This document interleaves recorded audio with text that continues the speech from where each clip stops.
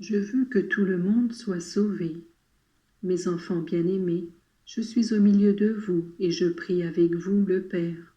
Je suis Jésus de Nazareth, et comme dans mon pays natal, de même ici je veux enseigner et attirer à moi les âmes, qui sont mon héritage, et les conduire au salut. Unique fut l'ardent désir de ma vie, que tous les hommes soient sauvés.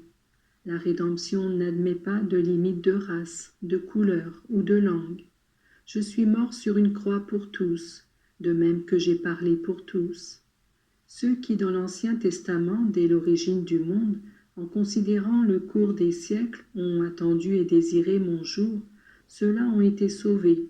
La foi a opéré leur salut, même s'ils ont dû attendre mon sacrifice pour monter au ciel. Mes contemporains qui m'ont accepté et ont cru en moi en tant que fils de Dieu ont été sauvés. Vous serez sauvés si vous savez garder et maintenir intacte votre foi, si vous demeurez toujours unis à l'Église et si vous menez une sainte vie. Tous sauvés, c'était et c'est le désir du Père qui m'a envoyé parmi les hommes. Tous sauvés, c'est mon désir le plus ardent. L'Esprit Saint qui est l'amour qui m'unit au Père vous veut tous sauver. Ma mère vous veut tous sauver. Dieu travaille incessamment en vue du salut de tous.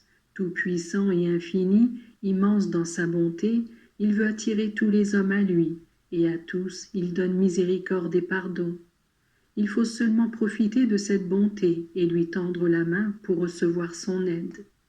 Comme la vie humaine serait belle si les hommes liés par un unique lien d'amour étaient tendus vers le but et unanimes demandaient de l'aide à Dieu, qui peut être tout à tous. Il vous a été dit que le Père compte même les cheveux de votre tête, et moi j'ajoute qu'il recueille la respiration et le soupir de toute créature, de même que la maman, la plus attentive, note les battements du cœur et la respiration de son enfant, de manière à percevoir tout de suite si les battements sont plus fréquents et la respiration plus haletante. Si les saints, les anges et les âmes du purgatoire pouvaient vous faire entendre leurs désirs, ils vous diraient que tous les hommes soient sauvés. Devant cette harmonie de désirs qui se fonde avec ceux de Dieu, il ne vous reste qu'à faire vôtre cette aspiration, ce désir de salut universel. Je vous ai dit que tous les hommes seront sauvés par la foi.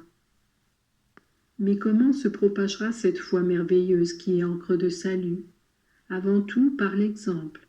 Les apôtres, comme ces disciples que j'ai choisis et que j'ai envoyés deux par deux à travers villes et villages, portaient, il est vrai, ma parole, mais surtout ils la vivaient.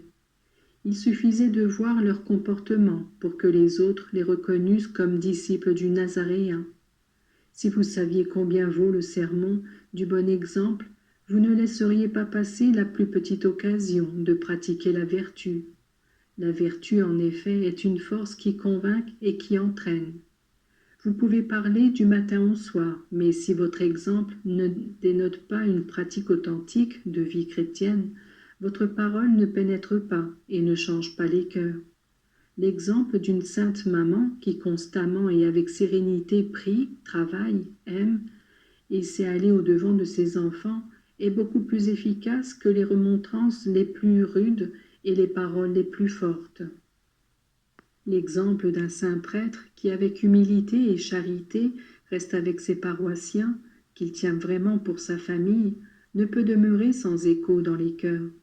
Ainsi, tout chrétien qui s'efforce de témoigner de son credo par une vie intègre devient un centre d'attraction, et beaucoup croient à son amitié et écoutent ses paroles. Or, si le bon exemple est si efficace qu'il construit dans le bien et l'amour l'édifice de l'Église, le scandale est tout aussi nocif. Un jour j'ai dit, si ton œil te scandalise, arrache-le et jette-le loin de toi. Si ton bras te scandalise, coupe-le et jette-le loin de toi. Il vaut mieux aller au paradis avec un seul œil et un seul bras, plutôt qu'en enfer avec les deux. J'ai dit aussi, malheur à ceux par qui le scandale arrive. Mieux vaudrait qu'on leur mît au cou une meule de moulin et qu'on les précipitât en mer. Je voudrais que vous compreniez la gravité du scandale, même si ce n'est que dans l'autre vie que vous pourrez comprendre pleinement certaines vérités. Dieu veut que tous les hommes soient sauvés, et celui qui fait scandale conduit les âmes à la perdition. L'œuvre du fauteur de scandale est une collaboration à celle du malin. Quand on parle de scandale, on pense généralement à ces péchés dont le seul fait d'en parler fait rougir ceux qui ont encore un peu de délicatesse de conscience. Mais moi je désire vous mettre en garde contre tous ces manques qui laissent comme une ombre dans l'âme des autres et qui amènent à dominer l'élan pour le bien et le désir de la vertu.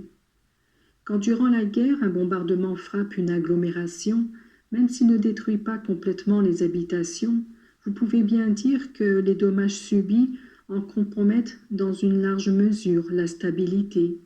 Soyez attentifs, mes enfants, et faites que jamais vos actions ne nuisent à l'œuvre admirable de la rédemption dans les âmes.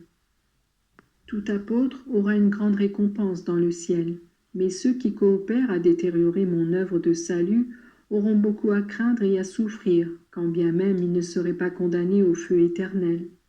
Que votre exemple soit comme une lumière qui indique le chemin à parcourir à ceux qui, désireux de vérité, la cherchent dans la foi chrétienne.